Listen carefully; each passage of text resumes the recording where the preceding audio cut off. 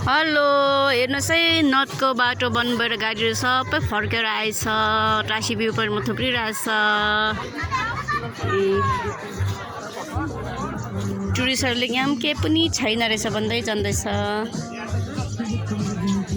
पानी पर्नु आँटेको छ यहाँ चाहिँ पर्दै रन्दै गर्दैछ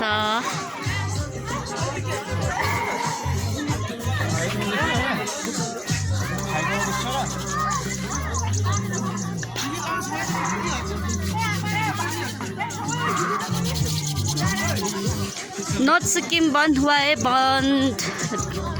नॉर्थ सिक्किम का रास्ता बिगड़ गया तो सब इधर आया है